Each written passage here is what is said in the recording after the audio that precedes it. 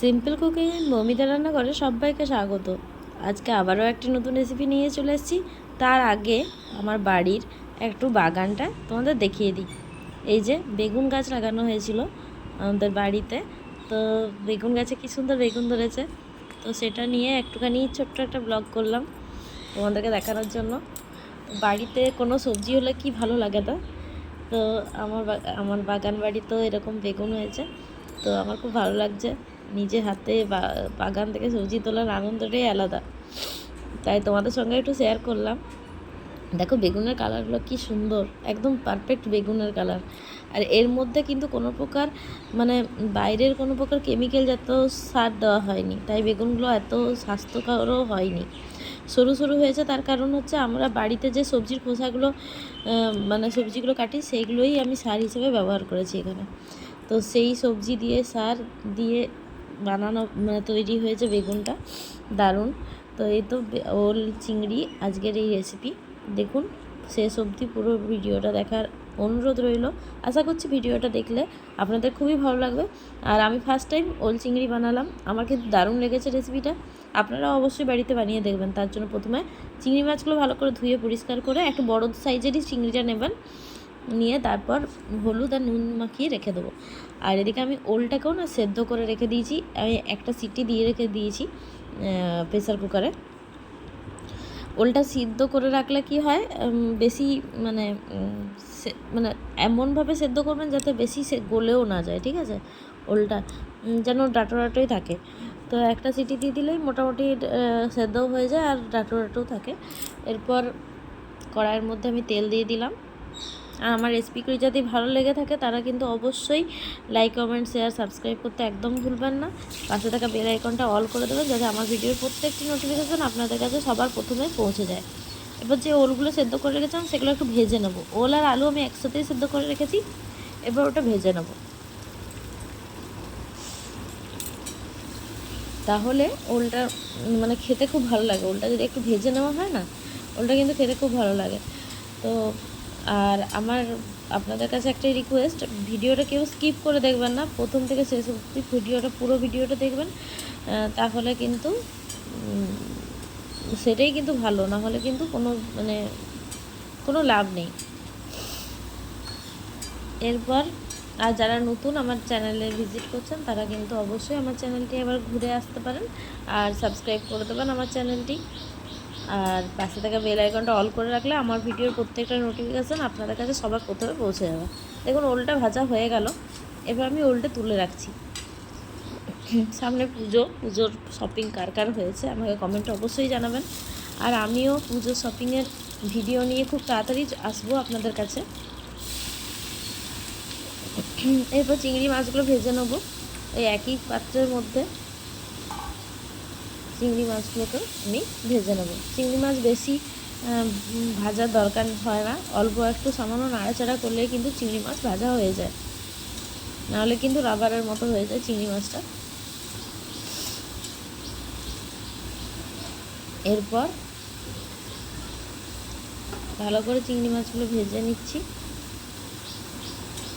আর আপনাদের এতক্ষণ অবধি ভিডিওটা ভালো লেগে থাকলে একটা অবশ্যই লাইক করে দেবেন আর শেয়ার তো অবশ্যই করে দেবেন, তাহলে আমার এই ভিডিওটা আরও সবার কাছে পৌঁছে যাবে। যারা নতুন রাঁধুনি তাদের কাছেও পৌঁছে যাবে। দেখুন চিংড়ি মাছটা প্রায় ভাজা হয়ে গেছে। এই পর্যায়ে চিংড়ি মাছটাকে আমি তুলে দেবো কড়াই থেকে।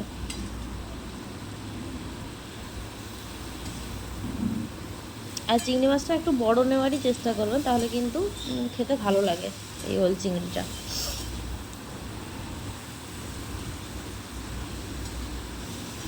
আর পুজোতে কে কী কিনলেন আমাকে অবশ্যই কমেন্টে জানাবেন। আর আমি কি কিনবো বা কি কিনেছি সেগুলো সব আমিও দেখিয়ে দেবো আপনাদেরকে ভিডিওর মাধ্যমে।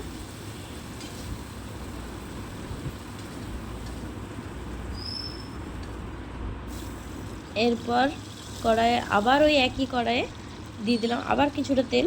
এবার তার মধ্যে দিয়ে দিলাম শুকনো লঙ্কা ফোড়ন, আর দিয়ে দিচ্ছি গোটা জিরে ফোড়ন, একটা তেজপাতাও দিয়ে দেবো ফোড়নে, আর গোটা গরম মশলাও দিয়ে দিচ্ছি, দারচিনি লং এলাচ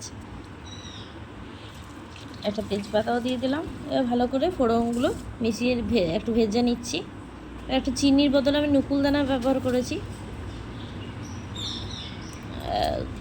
আপনারা চিনিও ব্যবহার করতে পারেন, এতে কালারটা খুব ভালো আসে তরকারির।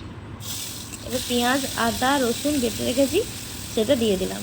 একসাথে আমার এখানে পেস্টটা করা আছে, তো ওটা আমি দিয়ে দিলাম এখানে। এরপর ভালোভাবে মিশিয়ে নিচ্ছি।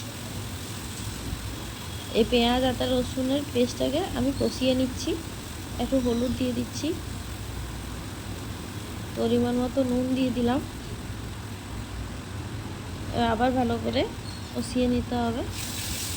একটু জিরে ধনে গুঁড়ো দিয়ে দিলাম।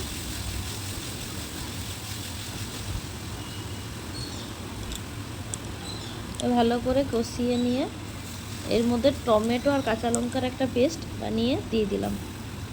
টমেটোর সঙ্গে আমি কাঁচা লঙ্কাটা বেটেছি, একটা কাঁচা লঙ্কাকে, তো সেটাও দিয়ে দিলাম। ভালোভাবে মিশিয়ে নিতে হবে।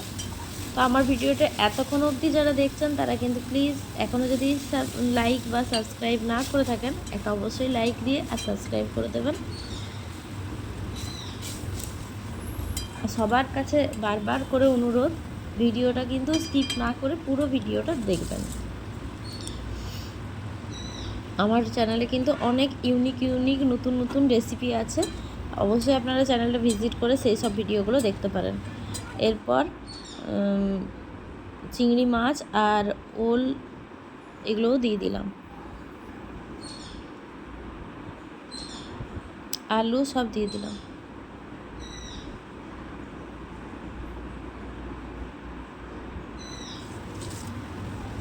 ভালো করে মিশিয়ে জল ঢেলে দেবো। এবার যেটুকু সেদ্ধ হতে বাকি আছে সেটাও সেদ্ধ হয়ে যাবে এখানে।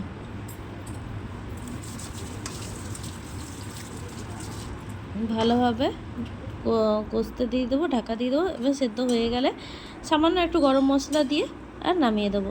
আপনারা চাইলে এখানে ঘিয়েরও ব্যবহার করতে পারেন, আমি কিন্তু এখানে ঘিয়ের ব্যবহার করছি না। তো হয়ে গেল আমাদের বিয়েবাড়ি স্টাইলের ওল চিংড়ি। বিয়েবাড়ি ভোজবাড়িতেও কিন্তু এরকমভাবে ওল চিংড়ি করা হয়। তো আর এটা আমার হচ্ছে পুজো স্পেশাল, এখন আমার রেসিপি চলছে, সমস্ত রেসিপি হচ্ছে পুজো স্পেশাল রেসিপি।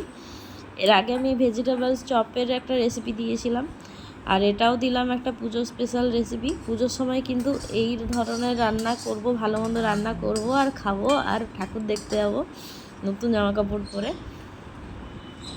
পুজো মানেই তো বাঙালিদের একটা আবেগ, একটা ভালো ভালো খাবারের অনুভূতি। তো এটাও কিন্তু আমার পুজো স্পেশাল রেসিপি। অবশ্যই ভালো লাগলে লাইক, কমেন্ট, শেয়ার, সাবস্ক্রাইব করে দেবেন। আর পাশে থাকা বেল আইকনটি অল করে দিলে আমার ভিডিওর প্রত্যেকটা নোটিফিকেশান আপনাদের সবার প্রথমে সবার কাছে পৌঁছে যাবে। তো কেমন লাগলো আজকের রেসিপিটা অবশ্যই আমাকে কমেন্টে জানাবেন কিন্তু। আর আপনাদের কমেন্টগুলো আমার কিন্তু খুব ভালো লাগে, আপনাদের কমেন্টগুলো আমাকে নতুন ভিডিও বানানোর একটা উদ্যমতা দেয়, একটা উদ্দীপনা দেয়। তো অবশ্যই কিন্তু আমাকে ভালো ভালো কমেন্ট আপনারা অবশ্যই করবেন। আজকের মতো এখানেই শেষ করলাম রেসিপিটা। আবার দেখা হবে নতুন কোনো রেসিপি নিয়ে, নতুন অন্য কোনো সময়। আজকের মতো এখানেই সমাপ্ত করছি আমার দিনলিপি। ততক্ষণের জন্য টাটা, ভালো থাকুন, সুস্থ থাকুন, ভালো খান, ভালো খাওয়ান, সবাইকে ভালো রাখুন, মন থেকে ভালো থাকুন। আর পুজোতে ভালো ভালো শপিং করুন আর খুব ঘুরুন, ঠিক আছে? টাটা আজকের মতো, থ্যাংক ইউ।